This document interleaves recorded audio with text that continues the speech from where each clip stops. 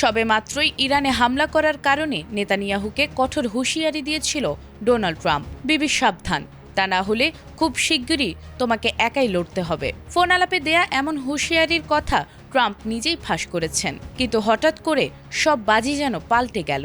ইসরায়েলকে যুদ্ধ থামাতে বলে যুক্তরাষ্ট্র নিজেই ভয়াবহ হামলা চালিয়েছে ইরানে, তবে চুপ করে বসে থাকেনি ইরানও।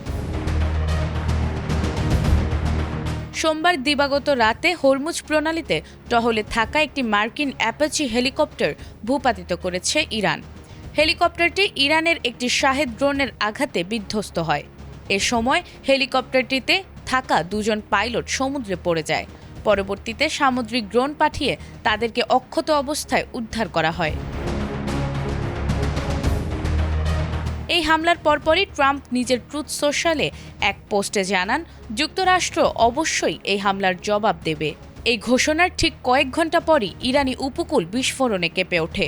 মঙ্গলবার স্থানীয় সময় বিকেল 5টায় মার্কিন প্রেসিডেন্ট ডোনাল্ড ট্রাম্পের নির্দেশে সেন্টকম ইরানের কৌশলগত অবস্থানে পাল্টা আঘাত শুরু করে। যদিও ইরানের দাবি, হরমুজ প্রণালীতে মার্কিন হেলিকপ্টারটিকে লক্ষ্য করে কোনো হামলা চালায়নি তারা। এটি একটি দুর্ঘটনা বা ভুল বোঝাবুঝি ছিল। কিন্তু এই দাবির কোনো তোয়াক্কা না করে দক্ষিণ ইরানের কৌশলগত উপকূলীয় অঞ্চল ও দ্বীপগুলোকে লক্ষ্য করে হামলা চালানো হয়। এর মধ্যে কেশম দ্বীপ, বন্দর আব্বাস, সিরিক এবং জাস্ক এলাকায় বড় ধরনের বিস্ফোরণের ঘটনা ঘটে। যুক্তরাষ্ট্র এ হামলাকে মূলত একটি আত্মরক্ষামূলক জবাব হিসেবে আখ্যা দিয়েছে। এই হামলার জবাবে ইরানও চুপ করে থাকেনি। মার্কিন হামলার মাত্র কয়েক ঘন্টার ব্যবধানে বুধবার আইআরজিসি পাল্টা হামলা চালায়। ইরান সরাসরি বাহরাইনে অবস্থিত মার্কিন পঞ্চম নৌবহর লক্ষ্য করে ড্রোন হামলা চালায়। একই সাথে জর্ডানের আজরাক এলাকায় অবস্থিত মার্কিন বিমান ঘাঁটিতে দূরপাল্লার ক্ষেপণাস্ত্র হামলা সহ অন্তত 21টি মার্কিন স্থাপনায় হামলা চালায়।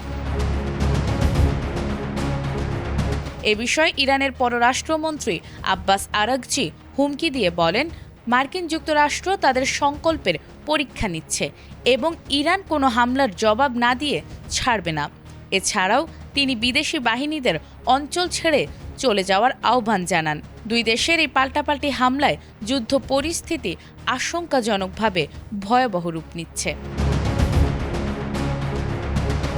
নাজমুন নাহার জান্নাত, এটিএন বাংলা।